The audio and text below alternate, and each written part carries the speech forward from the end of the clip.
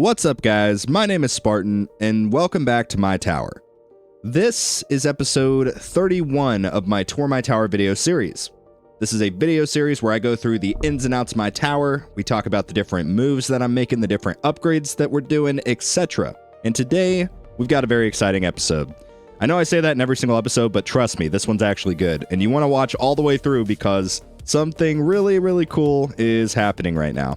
But before we actually get started with that, I want to really quickly, a couple little things. First and foremost, the stone packs are now out for the tower web store. So if you guys purchase any stone packs, please consider using my content creator code. My creator code is code 300. Using this code directly supports me at no extra cost to you, and you can use it both in the in-game app and the web store. For the web store, you have to scroll all the way to the bottom, and for the in-game app, you just simply click the settings and enter the code right here. Again, my code is code 300. Thank you guys in advance for the support. And likewise, some of you may have seen my Discord post where I talked about my most recent initiative. I have started a second YouTube channel and a Twitch account. And yeah, I started streaming other games. So a lot of people have been sort of wondering if and when I would ever sort of pivot away from the tower, but don't worry, I'm not quitting the tower. I'm not stopping the videos that I'll be doing on this channel for the tower. I'm simply starting a new initiative as sort of a passion project, playing some games that I really want to play. Like recently, it's been a lot of Overwatch 2. That was absolutely pitiful. That was literally just a team difference. Good grief, dude.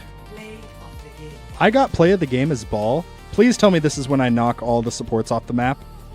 Yes, it is. Boop. I did it. Well, I guess that's a victory for the day.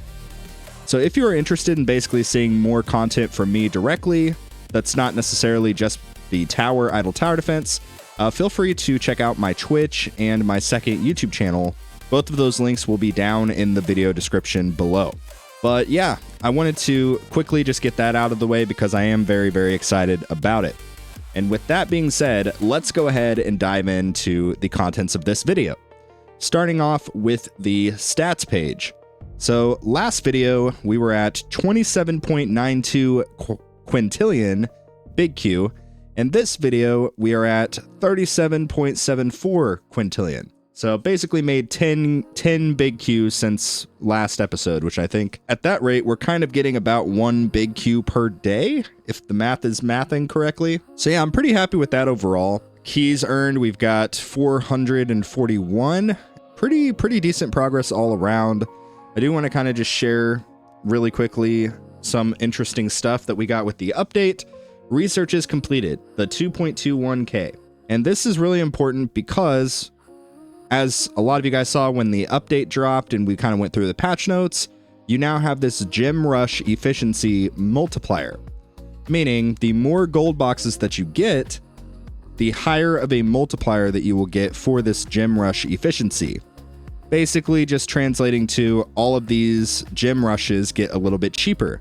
This is going to be really crucial for a lot of these bigger labs like Chronofield Duration, Shatter Shards, just different labs like that that take freaking forever. And yeah, more on that later. We do have something in the mailbox, so let's go ahead and check that out. Welcome to Season 7 of the Guilds. We'll check that out. 41 gems. Very nice, very nice. But anyway, let's go ahead and dive into the workshop. All right, so in terms of the workshop, not a whole lot has changed here. We've got kind of the same sort of stuff for farming. In terms of the enhancements, we have gained quite a bit in terms of enhancements, just like the coins. I have been trying to up my health and my wall health a little bit just for the sake of trying to build a bit of a safeguard against overcharge. So far, it has not been very beneficial, but maybe someday it will be.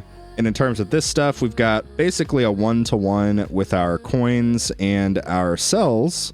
Yeah, we've got basically a 1-to-1 with our coins and cells currently, but so far it's been not too terrible. Let's go ahead and look at the ultimate weapons because this is something that I'm actually very excited about.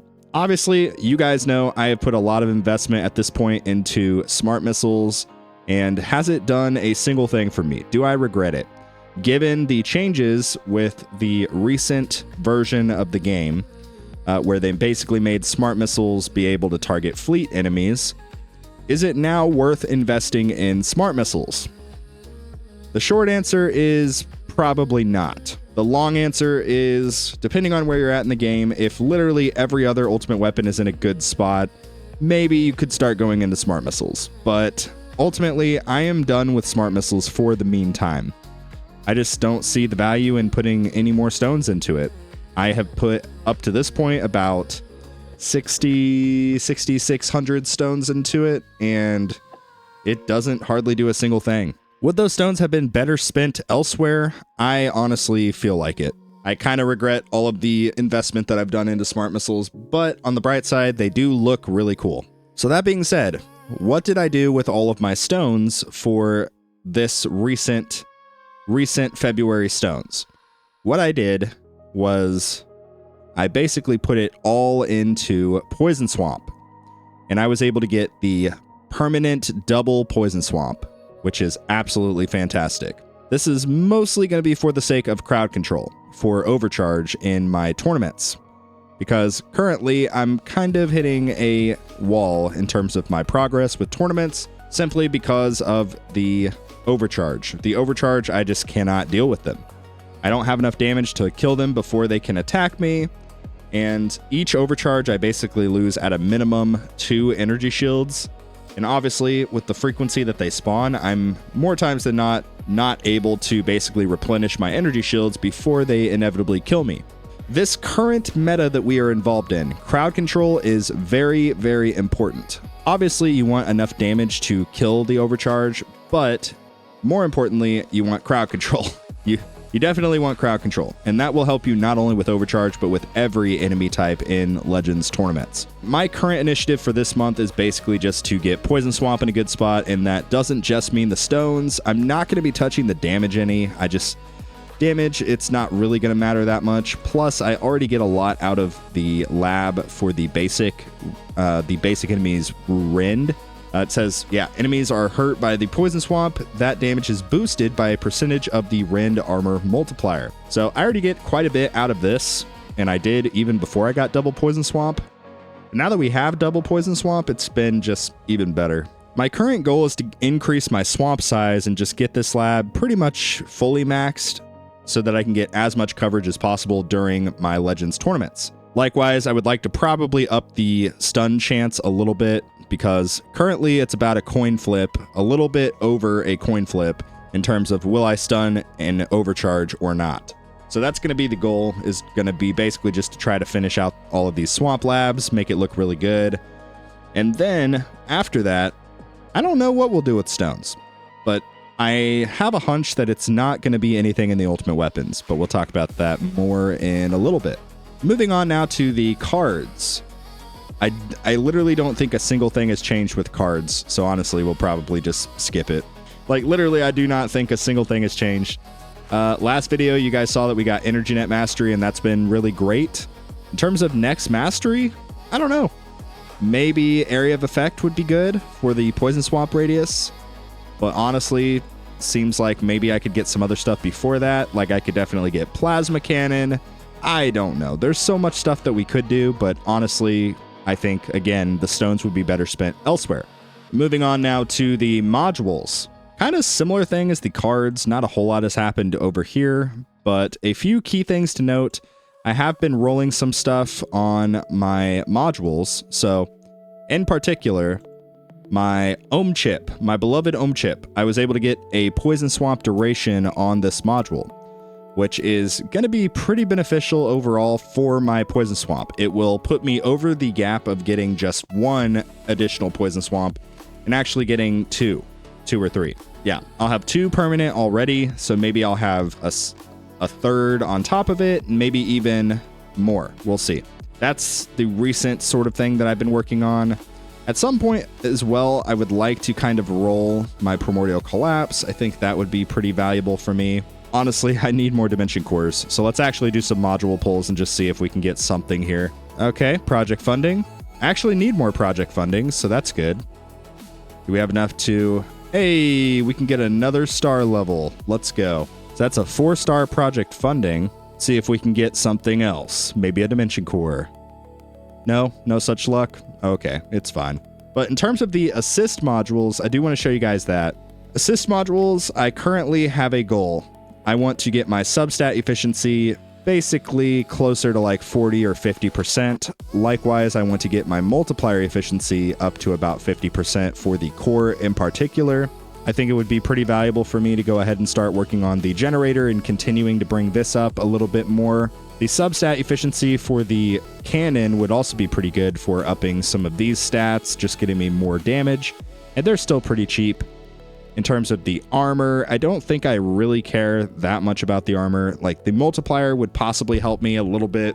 So yeah, like I said, really right now my biggest priority is just upping these two. The multiplier efficiencies for the core and the generator. Mostly the core, because that will also help me with the tournaments as well. Generator would kind of just be at this point for coins, but I think mainly for me, I need to work on damage so that I can survive. It sounds weird, but damage for me is survivability. The longer I'm able to go with still maintaining killing enemies, not having to rely as much on death defies, etc., the better. So a little bit more into the multiplier efficiency, and the substat efficiency for the core would definitely be to my benefit. And with that, let's go ahead and move on to the labs. All right, guys, so here we are in the labs, and the first thing that you may notice is, yes, I have a couple EHP things going on at the moment. First and foremost, we do have the Flamebot going right now. The Flamebot is currently going. I'm going to go ahead and just max this fully. I think it will be helpful for me because the Flamebot is actually apparently like pretty good for the Overcharge enemies, and quite frankly, just damage mitigation in general. Anyway, so I have been working on Flamebot, trying to get this finished, and we've got a few more levels involved here. I don't think we're going to do the burn stack. Like, I'm just not overly concerned with it, but Flamebot is going to be kind of a priority for me for a little bit in terms of the actual bots. And then next in Lab 2, we of course have damage, trying to sort of max out damage and also crit factor. So I'll show you guys. Damage is currently this, crit factor is currently this, and I'm trying to bring all of these up. Likewise, we've got damage per meter. Eventually would like to take that a lot higher as well. Super crit and super crit multiplier. The chance and multiplier, I'm going to be bringing these up as well. I think that that's going to be pretty good. I mean, quite frankly, just kind of trying to work on all of these labs, just, you know, continuing to develop them. You guys may have seen in Lab 3, we have Death Wave health. I need more health, so I'm going to go ahead and finish out this, get a little bit higher of an overall health percentage. That will be good for me. And then after that, I'm going to try to avoid having to really spend any stones whatsoever on EHP related stuff. Things like the masteries. I don't want to have to get any of these EHP masteries because, from my opinion, I personally kind of think that they're not going to help me for where I'm at. EHP is not my cup of tea. It might be yours though, so if it is, go for it. But personally for me, I have chosen the route of damage, so that is what I will be doing. Like, if I do end up having to get one of these, it will most likely just be health for the sake of the, I think at max level you get close to like double the HP value that you get at level 7. So that will be my goal if I have to do that, but I really don't want to. So if I can avoid it, I'm not going to be getting any of the EHP masteries. Likewise, anything EHP in here, I'm just not even really concerned with. Moving on to Lab 4, I realized that I still have a few more levels on Golden Bot duration, so we're going to be finishing that. And yeah, Golden Bot duration, 3 more levels here. It'll take a little bit, but then we'll be done. And then this will be a gold box that will again go ahead and help us with the Gem Rush efficiency. And then likewise, I'm going to go ahead and just max out the Golden Bot cooldown. Get this lab completely done as well. Then effectively, all of my econ labs will be completed, with an exception of a few sort of minute things that don't really matter, such as the coins per wave. Not a huge deal. Overall, pretty satisfied with where we're looking. I kind of want to increase my cash bonus a little bit as well. At least get it to level 50 so I have the 2 times multiplier. And this will obviously just be for the sake of my project funding for tournaments. trying to find ways to mitigate the damage taken and also increase the damage that I take. And if something is able to do both of those at the same time, that obviously will take precedence. But I will say the good thing about running EHP is you don't really have to rely any on stones. Like, for the most part, you can get by with just increasing these labs. You can also get by with working on your enhancement levels. So slowly trying to bring those up as well. And I think overall, that's going to be pretty beneficial for me. Continuing to kind of work a little bit on the health and the wall health. Not as much on the regen, not overly concerned, but the base health mostly is what I think will be valuable for me in terms of the overcharge enemies. And then, yeah, in Lab 5, like I mentioned previously, we just have some swamp labs going. I sort of have checked the time that it will take me to complete some of these labs, and I don't think I'm actually fully going to max a lot of these labs. I might fully max Swamp Radius, and I might fully max the Chance. Those are the only two I really think maxing would be a good benefit. But in terms of the Swamp Rend, I'm not really concerned with Swamp as a damage source for the meantime. It's mostly just going to be used as a crowd control source for me so that my Chain Lightning and my Smart Missiles and whatever else can just nuke the overcharge enemies. Let me know in the comments if you guys would like to see a comprehensive video on sort of dealing with overcharge enemies. I mean, I haven't personally figured it out, but I think that once I am able to figure it out and sort of figure out what a bare minimum is to deal with the overcharge, I'm gonna probably make a video about it. But obviously, again, I'm not even there yet, and you can see where my labs are all sitting at currently. And really quickly, let me just briefly show you guys the lab history here. So you can see we've done damage, radius, death wave health, a lot of this, flame bot. We did gem rush quite a bit of this swamp rend multiplier, and we also gem rushed a little bit of this damage per meter just to get it up to level 50. We did also finish Fortress Mastery. So Fortress Mastery is totally done, which is fantastic. Which means that the only other mastery that I really have to do is the Cash Mastery, wherever it is. Yeah, there's Cash right here, and there's also free upgrades. So you can see, guys, we have quite a few gold boxes. We are really in a pretty good spot overall. Another lab on the docking board, something that I think will benefit me for the overcharge, is Chain Thunder. Chain Thunder, it says enemy damage is reduced by 10% for each 6% of health lost from Chain Lightning. So the max reduction I currently have is 21%. Obviously, I think this one will be pretty helpful once I'm able to sort of get it up a little bit higher. But the crowd control, again, from Poison Swamp currently takes precedence. And I also think that just upgrading like my Death Wave health, getting that completely done so that I get another gold box out of the way, that one is also sort of taking precedence. But that does beg the question, in terms of labs, am I sort of changing my strategy for these labs based on the new update, aka the gem rush efficiency? A little bit, not entirely, but a little bit. Does anybody else's lab history like go all the way back to the beginning whenever you click the button? I don't know why, but occasionally mine will just jump all the way back to the beginning, so I have to aimlessly scroll up to the top. It's a little bit frustrating, but anyway, I'll touch base with you guys once I finally stop scrolling. Okay, we finally made it back up to the top. Okay, so perfect. So yeah, again, a little bit. Things like Fortress Mastery, I went ahead and completed that for the sake of getting the gold box. I wasn't actually going to finish it right then and there, but it is now done. Similar thing with the Golden Bot labs, the duration and the cooldown labs. I'm going to be prioritizing those pretty heavily now because they're pretty close to being maxed. So I think just going ahead and finishing them will actually help me out in the long run with the gem rush efficiency. And that's the big plus when you do sort of have all of your cards fully maxed, and you don't have to worry about that.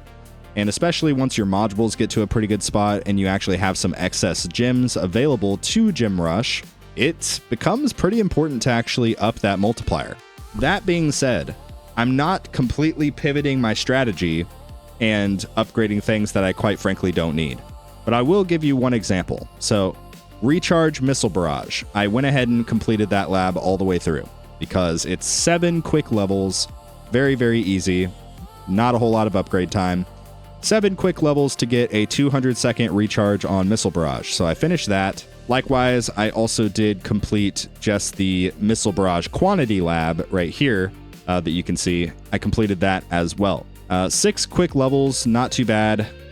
I realized that I had reroll daily missions that I hadn't yet done, so I went ahead and did that lab. It's a one and done, so there are a few labs like that. If you do see the point of sort of working on it, you can absolutely do it. I had 3 more levels into enemy attack level skips, so I knocked those out. But another thing I am pretty happy with, we did finish, where is it? We finished Super Tower bonus right here. So Super Tower bonus is now totally done, which is pretty good in terms of our damage. If you do want to go the route of trying to increase this gem rush efficiency, I would definitely try to avoid switching up all of your labs and just going for it. I still think you'll get more value from finishing out things that will basically go towards your primary build focus. So I'm working on a damage build, so I'm working on damage predominantly, and also things that bring me crowd control. And currently I'm on a venture to try to figure out how to survive Overcharge. That's currently where I'm focused. That being said, I have 1 lab semi-dedicated to basically just completing labs that are smaller amounts of labs that I can finish, get the gold box, and, increase the quantity. I think overall, if you are really concerned with this number here, I think the best strategy is keep 4 of your labs working on what you would have ordinarily been working on. If you're following a lab planner, have 4 of those labs dedicated to following that planner. And then you could have lab 5 or whichever one you want to choose. You could have that lab basically be dedicated to completing some of these smaller amounts. So I think that's probably the best overall approach, unless you have several labs that, you maybe have 1 or 2 more levels in, and then you'll get gold boxed. And then obviously at that point you could pivot and have 3 or 4 of these just focused on completing those. So yeah, that's kind of my 2 cents. But in terms of what we're working on right now in the labs, I need to max my damage and my crit factor. That is the first priority for me. So I'm basically taking damage up in increments of 5, and I'm taking crit factor up in increments of 5. Once that is completed, we'll probably sort of work on super crit multiplier and chance, and also damage per meter, continuing to work on that as well. That's pretty much my plan in terms of the damage labs. For the rest of it, I need to figure out how to survive Overcharge. So what that looks like is anything, again, that gives me crowd control and damage mitigation. Chronofield reduction, Chain Thunder, Flamebot cooldown. All of these sort of labs will give me damage mitigation.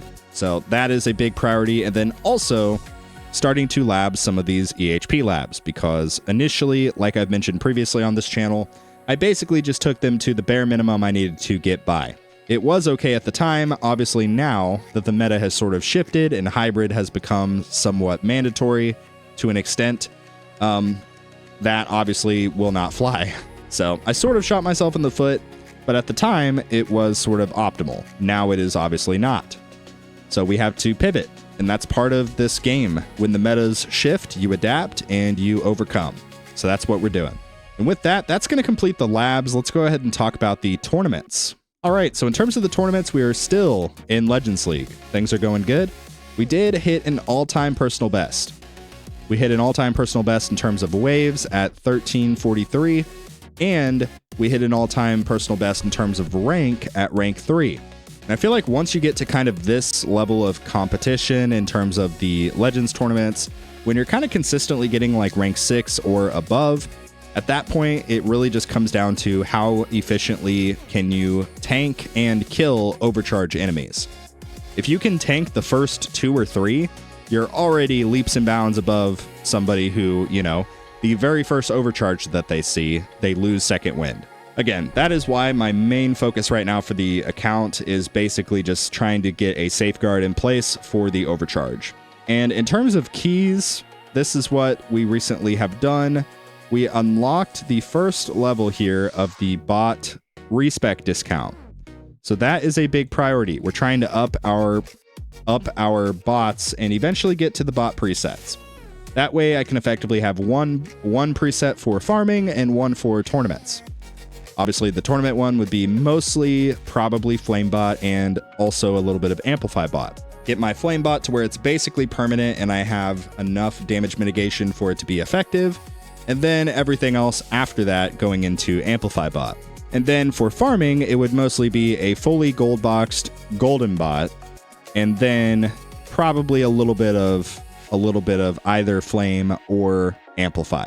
But the most recent thing that I actually ended up purchasing was I purchased the bot cooldown sliders. I went ahead and got that. I don't really know if I regret this or not, but it is kind of interesting. I'll just show you guys, and we're gonna quite frankly just talk about the bots anyway right now. But I went ahead and got that so that I can basically sync up my stuff. So my MBN cooldown, for example, is 59 seconds currently. So one click away and I have 59 seconds and I can sync up my golden bot. I did this to experiment with sort of farming with Singularity Harness, but unfortunately it did not really meet my expectations. But yeah, currently, like I mentioned, my main goal is to try to get the cooldown, the range, and the damage mitigation on Flamebot as high as possible. And obviously finish out Golden Bot at some point. But once I get the bot presets, it'll be a lot better because with farming, I could basically just fully max my Golden Bot and then, you know, have my other preset for tournaments and milestones, etc. And I could have some of these other bots pretty developed and not have the Golden Bot. So that's going to be a big quality of life thing, and also probably just help me out quite a bit. That's going to be pretty much my main focus in terms of keys, is just trying to get to these bot presets. So currently I need 20, that's 45. I need 95 more keys to be able to get to bot presets. So that's where we're sitting currently, and obviously the sooner we can get there, the better. Last but not least, we'll talk about the guild stuff really quickly here. We got a new guild season. So current priority for me is going to be unlocking this next slot and then purchasing the scout chip. I think scout chip is actually going to be pretty good for me. It says scouts enemies on screen. All enemies are treated as being farther from the tower for damage calculations. So I think this is actually going to be really good in terms of my Spotlight Plus, my damage per meter. So I think damage per meter is going to become pretty important for especially damage builds, obviously. So I think this is going to be a big priority for me. So it's going to be interesting to see kind of what that looks like in terms of, you know, when people kind of run the numbers and figure out the optimal paths, etc. But as soon as that sort of stuff happens, obviously I'll try to let you guys know about it. But anyway, guys, that is going to be a wrap for today's video. I really hope that you enjoyed it. And if you did, leave a comment down below and let me know how your tower is going. Likewise, consider dropping a like on the video. It really does help me out with the YouTube algorithm. It basically tells YouTube that people like this video and maybe they should show it to more people. So I really appreciate all of the love and support. Also, again, shameless plug, go check out my Twitch and my second YouTube channel if you want to see me play some other video games. Links for both of those will be down in the description below. Lastly, please consider using code 300 in the in-game app and web store as well. Selfishly, if you do use the web store, you get a little bit more gems for the purchase. So the web store is pretty good overall comparatively to the in-game app. But if you do enter my code, you do have to enter it both in the in-game app and the web store. So if you enter it here, it does not translate over to the web store. You have to enter it over there as well. And the way that you do that is you go to the web store and you scroll all the way down to the bottom, and then you'll see support a creator. Again, my creator code is towards the left of the screen over here, and it says code 300. So thank you guys so much for the love and support. Subscribe if you're new. We're getting close to 10,000 subscribers, which is absolutely insane. Join the Discord server. We have a Discord community down in the description box below. Lots of good people in there. Check it out. If you're not in the Discord, you're missing out. And yeah, that's about all we got for today. But thank you guys so much for watching. And like always, I will see you guys later.